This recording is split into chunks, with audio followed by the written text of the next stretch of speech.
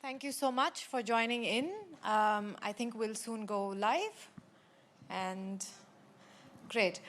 Thank you so much. A very warm welcome to you, also to the audience who are joining us online, Umbrella. Thank you so much for being here. And today we have a panel here.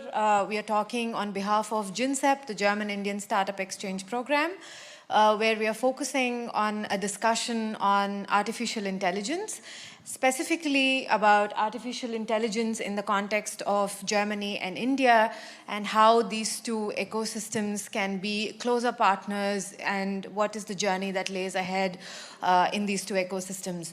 So before I begin, and before I invite the panelists over, I just want to say a few lines about GINSEP, the German-Indian Startup Exchange Program. Maybe some of you already know about it, especially if you are interested in the startup space, and if you're from Germany or India, you would have definitely bumped into it. So it is an initiative by the Federal Ministry of Economics and Energy from Germany, and GINSEP has been in inception for the past 4 years now, actively working with the startup ecosystems of Germany and India, and connecting and helping startups to set up, German startups to set up in India, and the Indian ones to also give market entry and market access to the German side. So how we do it, we have a very strong network of ambassadors who support us through these journeys, who are subject matter experts in specific fields. And not only that, we also partner with various institutes, both in Germany and India, and for boot camps, workshops, etc. We just wrapped up our flagship event, which is the Indo German Startup Week, which was the 2nd edition. We had a great response, and to once again be here at the Asia Berlin Summit and to reignite these conversations is just a great pleasure. So now I would like to invite, so now we have 4 speakers here, as you see. Julian is the project lead for GINSEP. Unfortunately, he's not here because he's unwell, but I'm taking over. I'm Amrita Gandikota. I also represent GINSEP, and I'm the India representative for GINSEP. And here are the 4 speakers that you see. Firstly, we have Philipp and Santosh, who are here with us in the studio, and then we have Reena and Purushottam also joining us online. I think Purushottam will join us in a couple of minutes, but we already have Reena joining us, and we are very, very happy to begin these discussions. So firstly, let me invite both Philipp and Santosh here. Please come on, and happy to begin this discussion. Yeah.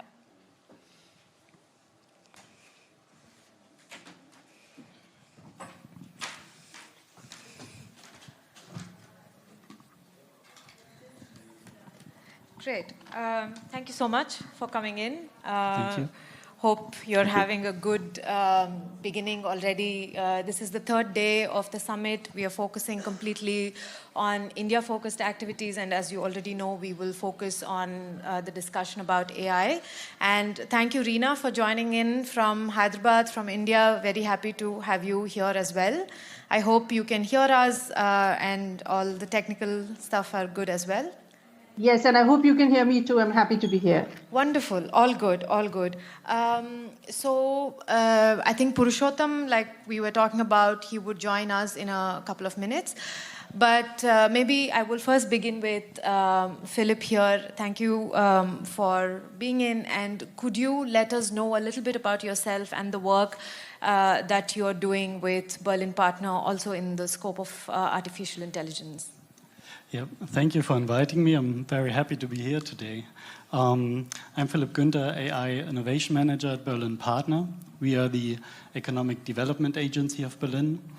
And my job is to support and connect AI researchers, entrepreneurs, and companies in the field of AI innovation. Great. And Santosh, a couple of points from your side. Thanks, Amrita. So, yeah, I'm Santosh Jayaprakash. I'm from India. I've been a tech entrepreneur for the last 7 years. Anka Cloud is my second venture. I've been in Berlin for the last 3.5 years. And yeah, I work in the space of cloud data and AI. So these are my Thank you so much. You've also been a great supporter of GINSEP. You're also the GINSEP ambassador. So good to have you back in the circuit. A couple of words from you, Reena, just some opening statements and your take on AI at this platform. Yeah. Yeah, so I'm Reena Dayal. I was in the corporate sector for around 28 years, and then I started 2 initiatives in India right now. One is an entity called the Quantum Ecosystems and Technology Council of India, which is focused on accelerating the quantum ecosystem in India. And it's bringing together government, industry, academia, all the various stakeholders together. The second is, a company which is focused on, emerging tech and future tech, including artificial intelligence. And it's a consulting firm, and what we're trying to do is to create, the right kind of understanding with the CXOs and the business leaders around the impact that some of this technology is going to have on society, on supply chains, and the larger impact, and so it's mostly advisory on that front, and innovation, right? So that's where I'm coming from. Interestingly, there are linkages between artificial intelligence and quantum computing, and there's an opportunity to benefit one area from the other. So I will also touch upon that as we proceed with the discussion. Thank you so much. I think it's a very niche space that you're in at the intersection of AI and quantum. I mean, I personally am not a tech person. I would like to know more, learn more on this front from you, but there are more counterparts here who will also participate in the discussion here. So I think I'll come back to you, Philipp, here, because you also come from an enabler perspective. So speaking specifically about AI and Berlin, and since we are also at the Asia Berlin Summit here, could you let us know how is Berlin a different ecosystem as compared to the rest of Germany? Any inputs on that front would be great. Yeah, thank you. I should probably start by saying that there's a number of amazing AI clusters and networks in many regions and cities all over Germany. So, and they are doing an amazing job in connecting actors, in facilitating knowledge transfer. I think what's special about Berlin is that it's certainly the most international and most mature startup and AI ecosystem in Germany. Maybe to elaborate on this a little bit. Sure, please. Every 5th startup in Berlin is founded by an international entrepreneur. And actually, from the Berlin-based startups, half of their employees are foreigners, almost half of them. So it's a very international startup scene we find in Berlin, and it keeps attracting international talent. We have the most startups in Berlin, from like the most German startups in Berlin, and also we have the most AI startups, I think 40%. Okay. And we're also very proud that Berlin, in the startup heat map survey, long word, this year has been among 29 European countries. Berlin has been elected the city or the best city to start a company in Europe. Great. So I think we really see how the ecosystem matured a lot, and how Berlin became more and more attractive for talent, but also founders from all over the world. And just a quick thought, specifically on the AI ecosystem. In many regions, you might find dominant research institutions and corporates really driving the ecosystem, which is great.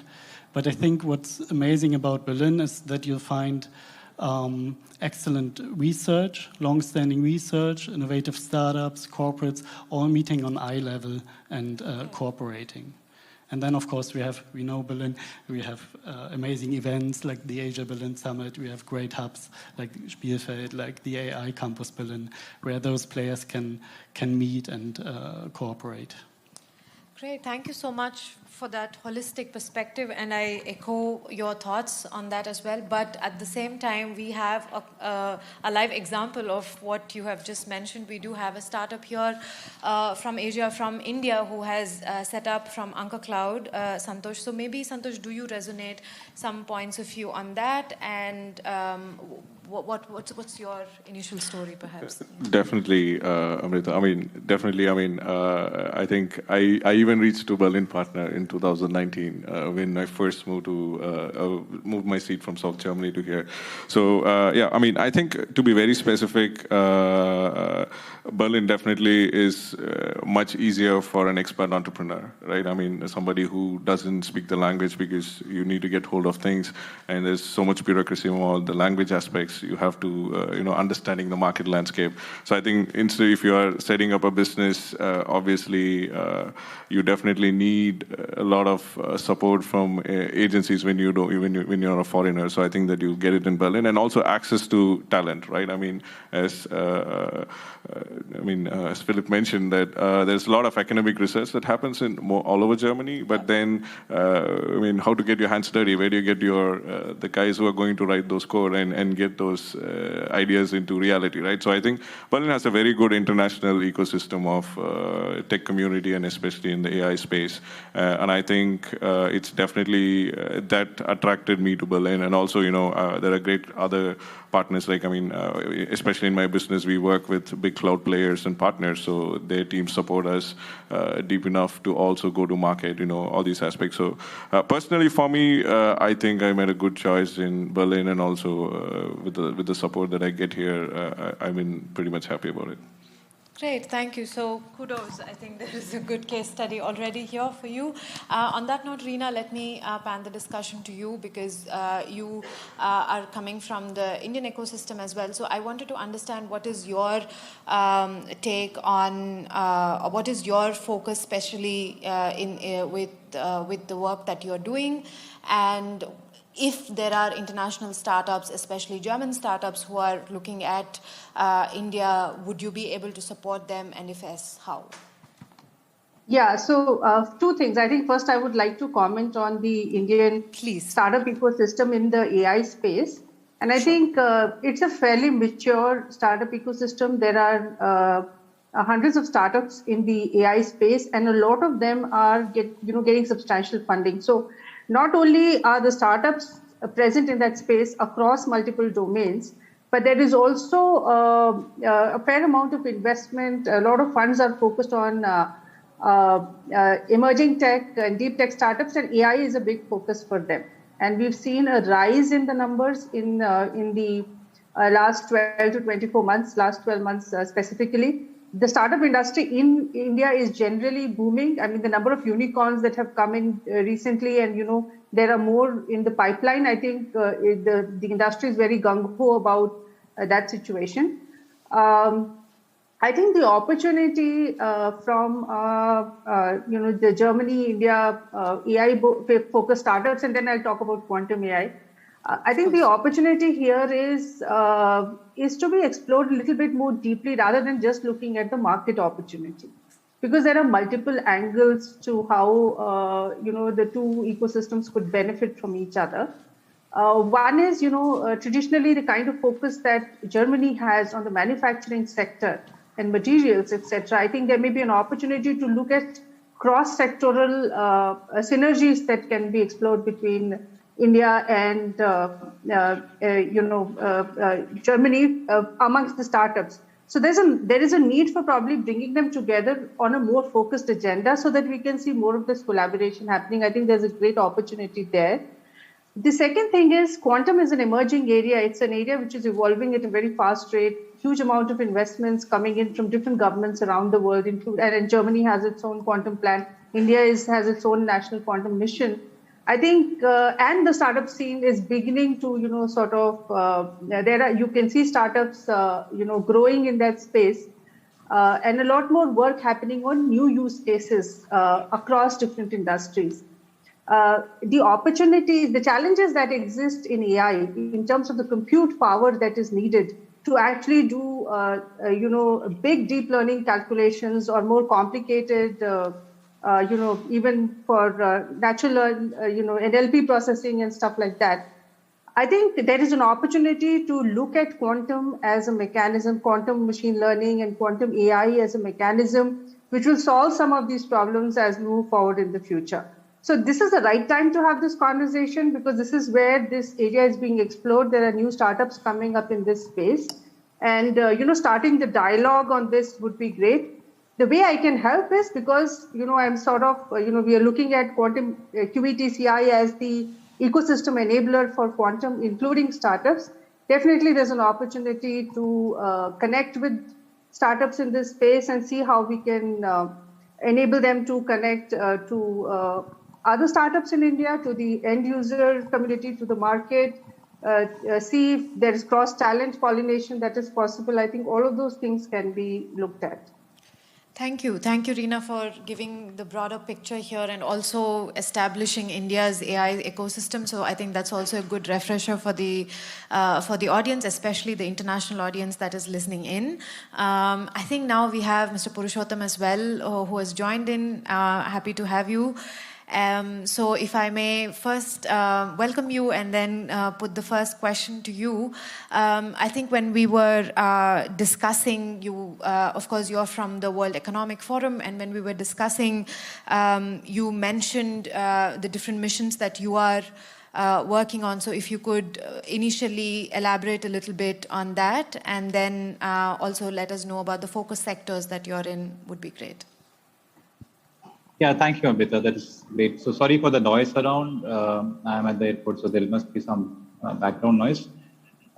In India, World Economic Forum Center is focusing on the fourth generation emerging technologies like AI, IoT, blockchain, drones, data policy. And we have been taking a very sectoral focus and beside a horizontal challenges that are across these emerging technologies. The one big focus is agriculture, where we have been working across the startup sector for sure, and looking at how the startup ecosystem can really work on ground. India itself has a huge ecosystem of startups in the agriculture space, and it is across the value chain, whether it is not just the B2B or the market connecting platforms, but also advisories and looking at sectors which are more like warehousing or quality or traceability, and quite a few of these things which are really making a big difference. There is other sector is health, where we have been focusing on, especially cancer, where we see a huge amount of technology intervention required because of the disease burden and the accessibility issues in India.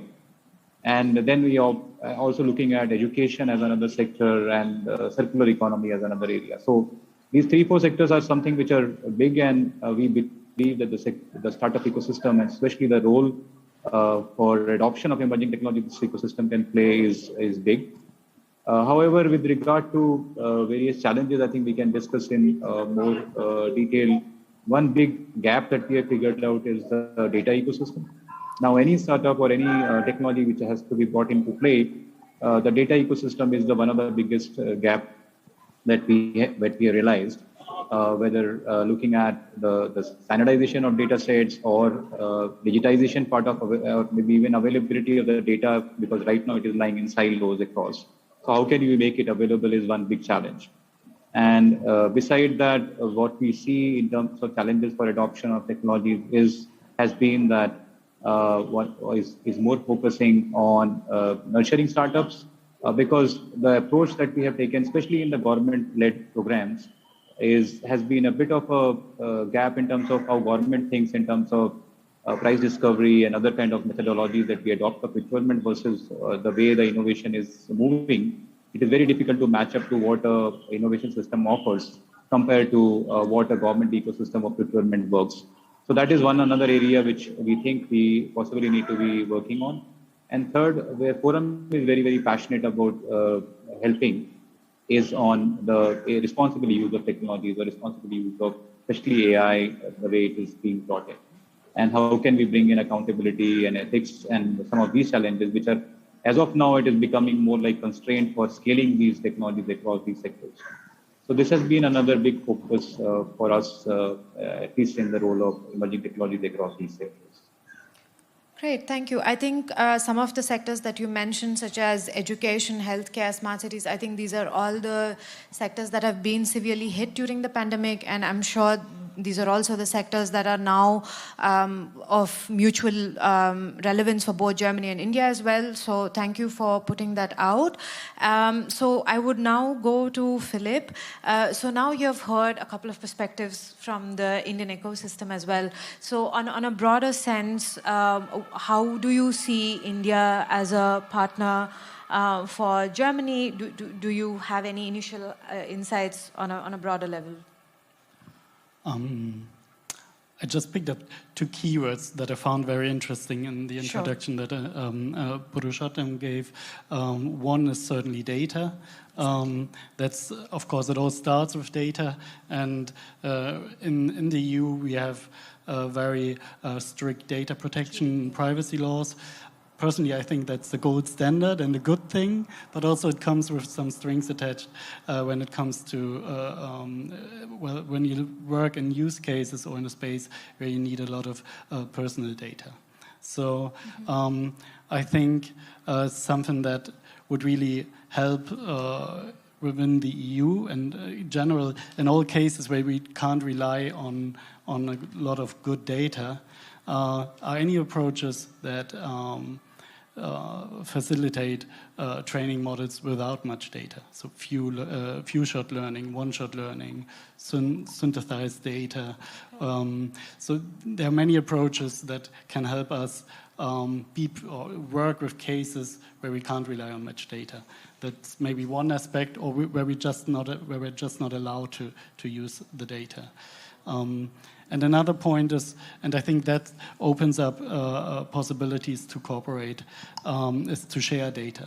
So just last week, actually, we had the German AI Startup Award, and the winner was the Berlin-based Hippo Ai Foundation. And what they're doing is they're creating a platform where they put anonymized data, cleaned and labeled data for academic use, and they put pre-trained AI models. And I think that's a great approach to say, okay, we clean up those data and then collaborate on making use of it. And we don't build those data silos and then everyone works on this him or herself.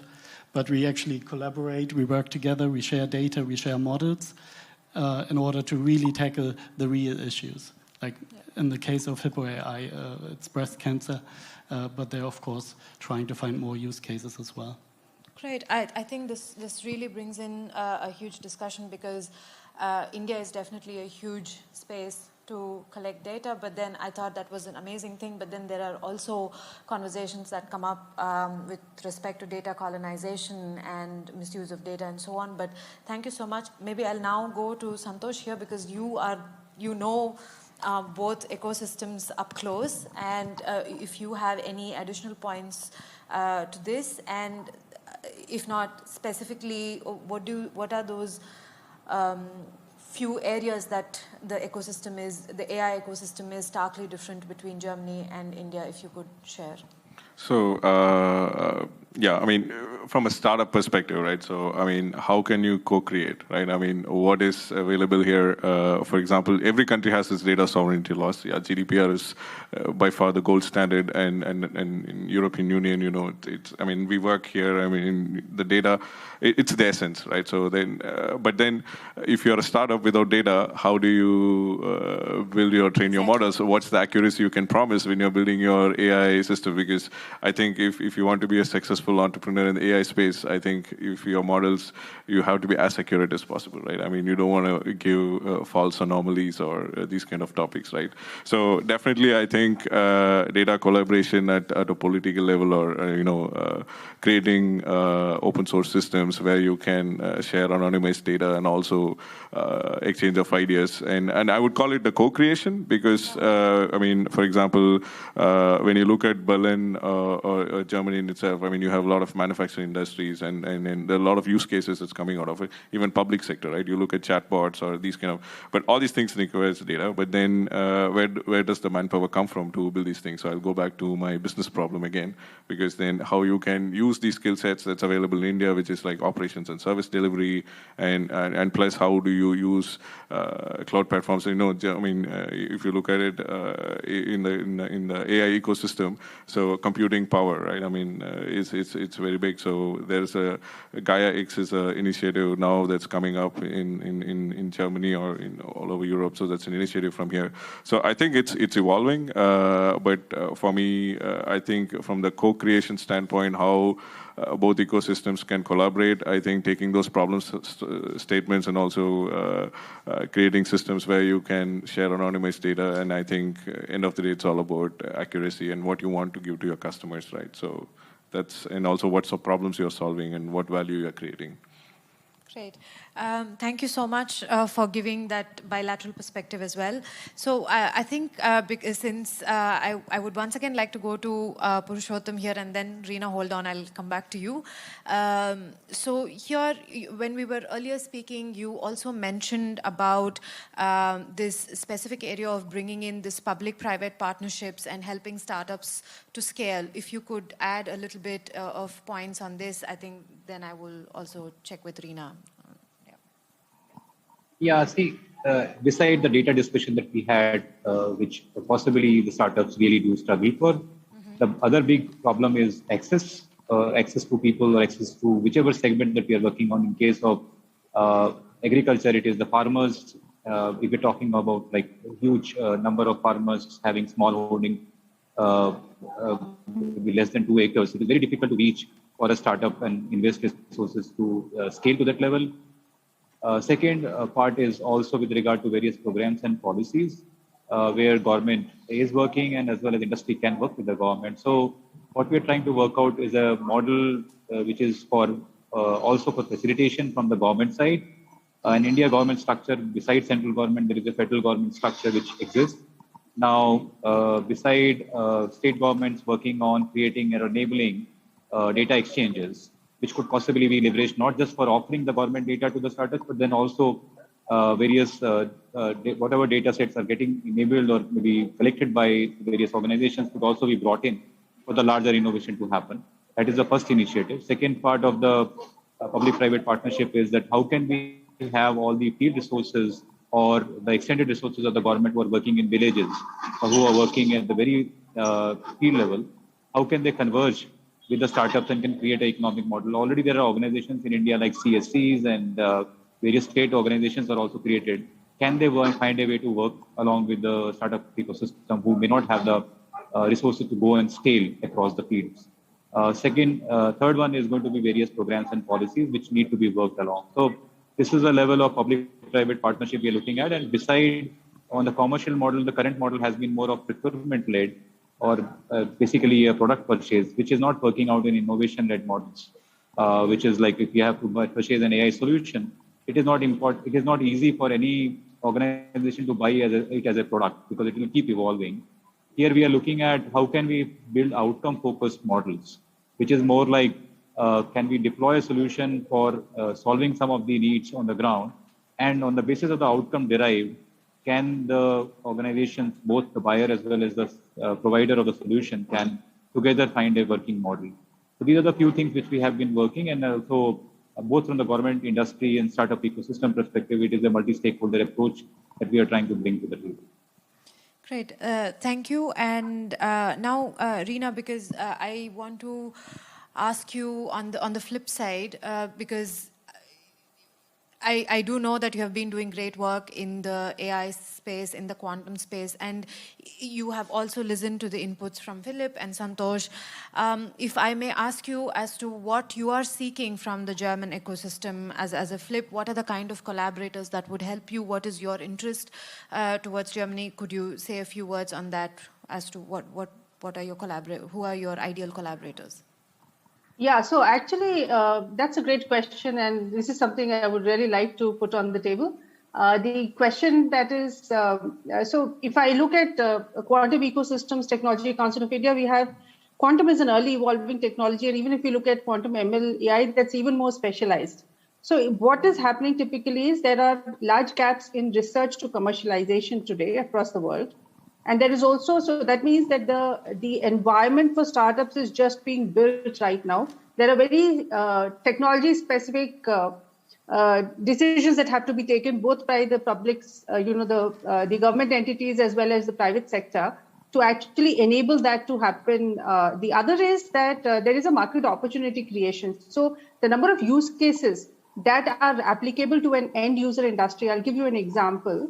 So for example, in drug discovery for the biotech sector, the processes can be speeded up in a great way through the application of certain quantum algorithms. Now, something like that requires a very, very multifunctional team.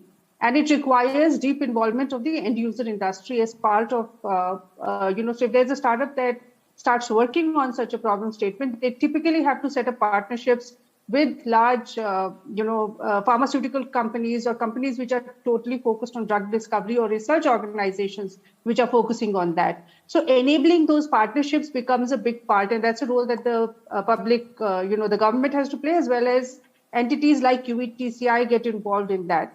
Now, today, if you look at the model in which QETCI is operating, it's a fairly new organization. We got we are 3 months old, and already we have a few corporate members on board, and a lot of involvement from the government side as well as individuals who have come on board. But as we move forward, we're also realizing that there are similar entities across nations, right? If you look at UK has a separate focus. In the US, you have QEDC, which is a slightly bigger format. It's not just a think tank and enabling organizations. They actually have the charter to do projects in a public-private partnership model, right? So they will be driving some of the consortiums that are required to enable fast-track innovation in some of these areas. I would love to know which are the marquee agencies or groups, either from a public perspective or public-private partnership perspective in Germany, which QETCI can partner with, so that we can not only look at the startup exchange, but there could be opportunities for research collaboration. There could be opportunities as we look at formation of, end user, there is a project that we intend to kick off on open source. It's an open source project for use cases for quantum, for end user industries. What is the role that Germany can play? Who would be the partners for us in Germany? If you can answer those questions, I think that will be great. Great. Thank you so much, Reena, for specifically putting that out. Maybe, Philipp, do you want to comment anything on that? Because, of course, from the Berlin perspective, of course, there are various organizations who could help you from a facilitation perspective, but we could also connect to know more on a case-on-case basis. Great that you pointed out. And now maybe I'll give the floor to Santosh and Philipp here. If you have any comments you could make now, or I will move to Santosh. I'd be happy to start with just a few remarks. First of all, it's a very specific field, and we are still at an early stage here. However, I think the Berlin Quantum Alliance just started. They just secured the funding, I believe, and we'll be happy to put you in contact.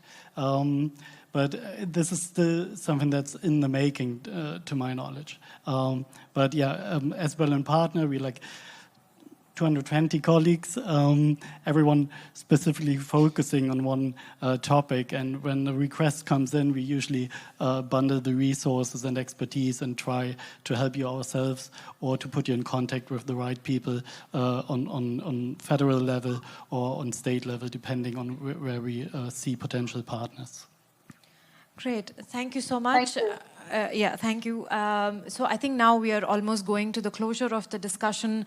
So Santosh, I will give you one aspect about, since you've been through the process of the whole setting up journey, and of course there are quite a few audience listening in online as well, could you tell us in a couple of points what are the two challenges that one needs to really look out for as a young founding company? I'm sure you would have answered this question multiple times. Definitely. I mean, is it for, I mean, obviously, since we are speaking from an India context, right? I mean, if you're sitting in India and trying to set up something here, forget it. That's the answer. So you have to be physically.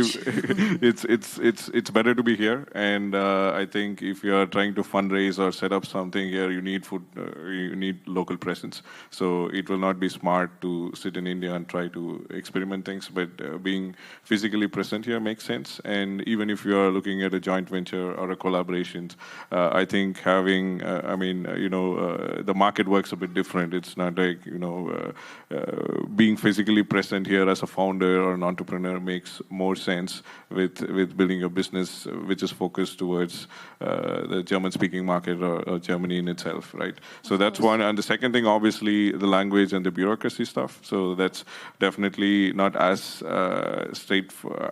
I mean, every market has its struggle. I'm not saying that it's but here, I mean, since even the business plan has to be sometimes written in German and, all these things if you are a founder. So that needs a lot of support. So I think that's where organizations like GINSEP or Asia Berlin or Berlin Partner could be of great help. So I think that's an area that you really need to focus on, though you have a brilliant idea, because that can delay a lot of things for you.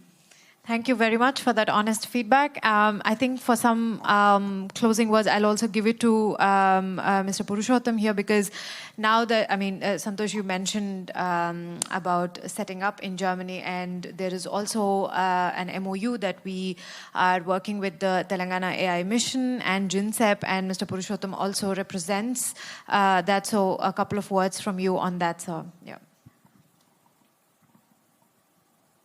No, that will be an amazing opportunity, because beside looking at the government as a whole, we are also looking at federal government and state governments like Telangana, who are way ahead of demonstrating to other states how technologies can be absorbed and how startup ecosystem could be incorporated into the evolving services domain.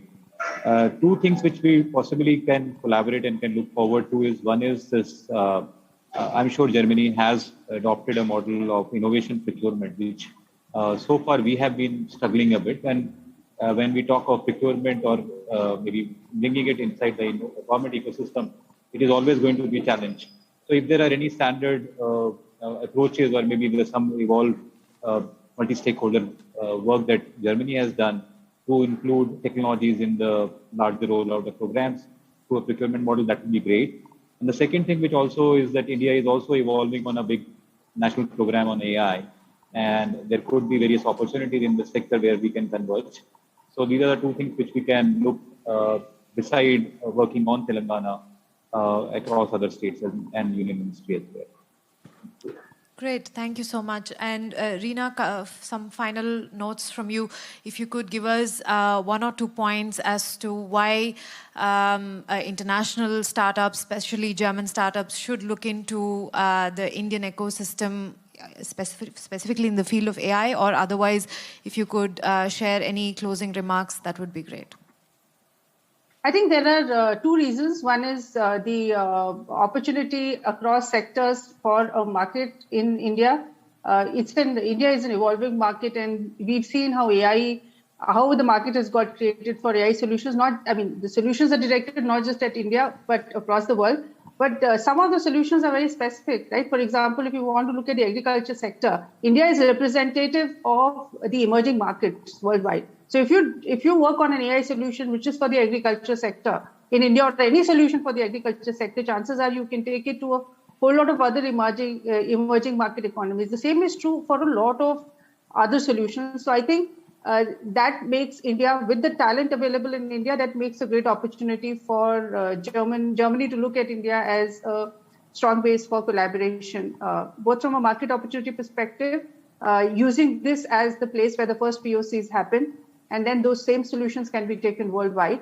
And the second is, to leverage the talent here. I think that's where the opportunity is.